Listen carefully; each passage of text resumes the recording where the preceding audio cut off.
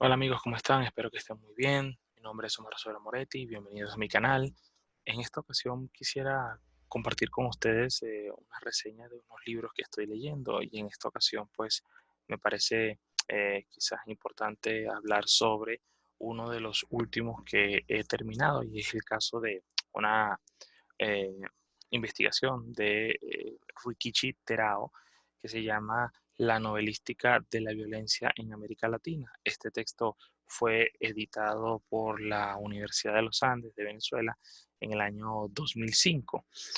Bueno, Rikichi Terao es un hispanista, es un investigador que se graduó en la Universidad de Tokio. De hecho, este trabajo que tenemos acá es su trabajo de doctorado, con el cual pues se licencia, se matricula, se recibe, digámoslo así, en el año 2004, 2005. Y bueno, este es el trabajo de una investigación que él ha hecho por mucho tiempo, en el cual estuvo revisando pues archivos y novelas en cada una de las estadías en donde impartió clases, como fueron la Universidad de México, la Universidad de los Andes de Colombia y la Universidad de los Andes de Venezuela.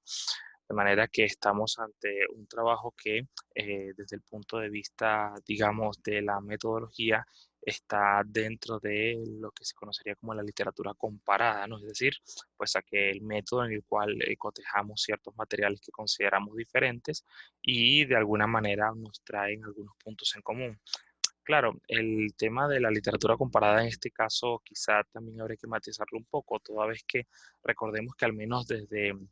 los principios de del comparatismo, de la literatura comparada, lo elemental sería que estos elementos, estos textos literarios, estos materiales culturales sean distintos desde el punto de vista cultural, bien sea a través de idioma u otros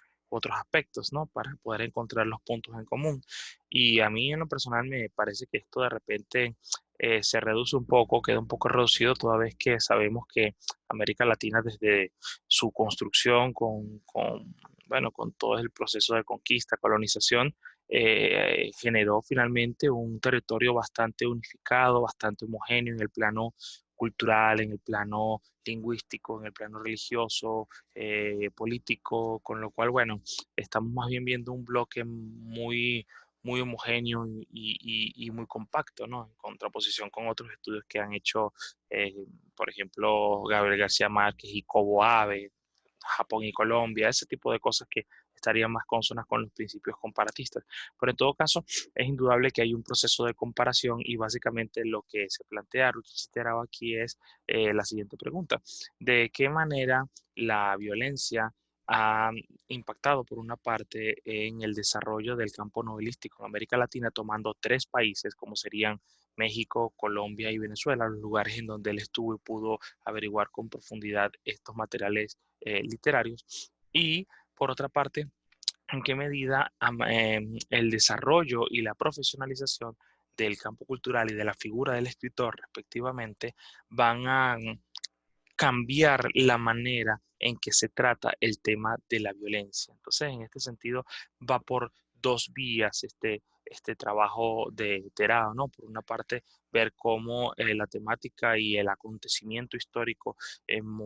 impulsa ciertas producciones de ese tenor temático, y por otra, cómo en cierta medida es un baremo para medir la modernización del escritor y su profesionalización. Entonces, en ese sentido, bueno, va a tener tres grandes apartados, va a tener dos más, uno teórico y otro en donde estudia el proceso de la profesionalización de los escritores, y básicamente va a llegar a conclusiones que tienen que ver con que, bueno, por una parte, el escritor del siglo XIX y principios del XX se va a caracterizar por estar inmerso en un campo cultural y un campo novelístico muy débil, muy deteriorado. Y esto se va a representar en el hecho de que muchos de los escritores realmente se consideran escritores cuando utilizan la herramienta de la novela para querer transmitir verdades de carácter histórico. En ese sentido, la novela se convierte en una especie de esclava de la realidad, en la cual solamente tiene valor en la medida en que es excesivamente fiel y no altera esa realidad. Y esto de alguna manera hizo en algún momento que los escritores no fuesen profesionales, sino personas que por una parte se dedicaban a tiempo parcial, muy parcial a la actividad de la escritura, y por otra parte eran personas que por lo general eran este, personas, digamos, políticos, abogados, etcétera, etcétera, ¿no? Eh, a juicio de Terao, a medida que va pasando el siglo XX, hay una serie de políticas culturales en estos países que van a empezar a fortalecer la cultura y con ellos, pues, la imagen del escritor y de alguna manera a incentivar su talento, incentivar su actividad dentro de la sociedad. Entonces vamos a ver cómo en cada uno de estos países vamos a encontrar cada vez más editoriales, vamos a encontrar cada vez más concursos literarios que van a ser premiados, con lo cual pues se valora el esfuerzo que hace el escritor y no es sencillamente como en la antigüedad, una persona que escribía y no tenía ningún tipo de retribución, se le van a dar becas a muchos escritores para que puedan formarse y no tengan tantas necesidades de carácter económico, y todo esto va a ir generando una suerte de espíritu de cuerpo, digámoslo así, en donde el escritor pues tiene las condiciones materiales para formarse y dedicarse el mayor tiempo posible a estas labores artísticas. Todo esto lo que va a ir generando con relación a la temática de la violencia, a juicio de Terao, es que por una parte el escritor comienza a conocer con mayor exhaustividad todas las técnicas y los elementos que la novela puede decir como novela. Es decir, qué es lo que hace de la novela una novela y cómo yo, como escritor, puedo realizar una novela. Es un proceso de conocer los aspectos técnicos y básicos, ¿no? Y por otra parte, a medida en que el escritor comienza a estar más educado en este oficio, en este arte, digámoslo así, va a empezar a tocar el tema de la violencia con mayor autonomía, con mayor independencia. De esta manera, los escritores van a pasar por un proceso en el cual de ser poco profesionales y de ser un campo débil, dependiente de la realidad, dependiente del plano político, religioso, etcétera, etcétera, va a ser una imitación y a ser un instrumento servil de la realidad. A medida que se fortalece, comienza a adquirir una autonomía este espacio cultural y en consecuencia el escritor ya lo que hace es servirse de la realidad para elaborar un discurso estético que no tiene por qué rendirle cuentas al mismo, sino que más bien se rinde cuenta a sí mismo. Es una suerte de autonomía frente al resto de las esferas sociales. Y en ese sentido, pues va a tocar obras de cada país. En ese sentido, por ejemplo, en México va a tocar autores como Mariano Anzuela, va a tocar autores como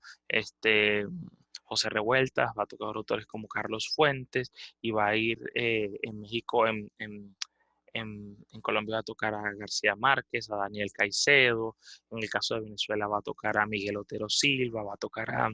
eh, eh, Adriano González León, entre otros autores, y va a mostrar cómo los grandes acontecimientos violentos de cada uno de estos países, en el caso de México la Revolución Mexicana, en el caso de Colombia pues el Bogotazo, y en el caso de Venezuela pues la dictadura militar de la cual Marcos Pérez Jiménez fue la cabeza más visible, y después el proceso de lucha guerrillera en la década de los 60, es decir, momentos traumáticos que estimulan desde el punto de vista estético la inclusión de temáticas violentas como ejes centrales de esas composiciones. Entonces vamos a ver cómo en cada uno de estos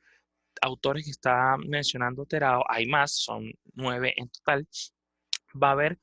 nuevas técnicas a la hora de escribir que van a romper el paradigma, digamos, decimonónico de reflejo de la realidad, de ser fiel a la realidad y de hacer de la novela un vehículo de verdades históricas porque narra una realidad con toda la precisión posible. En este sentido, pues la idea que va de alguna manera a proponer este libro es que en la medida en que surgen en América Latina acontecimientos importantes desde el punto de vista político, momentos de violencia, de dictaduras, de revueltas civiles, de guerras civiles, esto va a impactar en un principio negativamente en el campo cultural porque va a hacer que se debilite y en ese proceso de debilitamiento muchos autores o muchas personas, escritoras no profesionales, van a incursionar haciendo obras estéticamente pobres, pero también va a estimular la producción de textos que al mismo tiempo pues genera una especie de, digamos, mercado más vigoroso. Y dentro de ese mercado más vigoroso en el plano de la literatura, el escritor encuentra, el profesional, mejores condiciones y mejores posibilidades de hacer un trabajo más estético de esos acontecimientos violentos. Con lo cual, este proceso un tanto dialéctico es negativo, pero también acelera el proceso de maduración del campo literario a su juicio. Obviamente algunas de estas cosas pueden ser un poco cuestionables desde el punto de vista en donde se mire. Por ejemplo, en mi caso personal me parece que hablar del campo venezolano y ver las conclusiones que él hace, en las cuales básicamente considera que el campo venezolano en la década de los 60 y 70 fue débil, y fue débil precisamente porque la novelística de la violencia fue algo débil en su desarrollo en comparación con Colombia y México. Me parece que puede ser un poco debatible. Además, habría que recordar que en los años 70 en Venezuela tenemos un proceso de sofisticación en el área del relato tal que la tendencia va a ser más bien hacer relatos altamente experimentales, altamente difíciles. Y hay trabajos como los de Verónica Jaffe que incluso llaman a esta década el relato imposible, con lo cual pues difícilmente podríamos hablar de en la década de los 70 un campo cultural debilitado y donde no existe por tendencia general una serie de escritores profesionales que saben manejar los recursos de la lengua y de las estructuras literarias. Pero en todo caso, como temática y como forma de conocer el proceso de la literatura en América Latina y uno de los grandes temas que va a tocar la literatura latinoamericana como es la violencia, este texto sin duda alguna merece la pena hojearlo y tener un diálogo fructífero con él. Y bueno, eso era todo. Espero que este video les haya sido de mucha utilidad y nos seguimos viendo en próximos que haga. Muchísimas gracias y hasta pronto.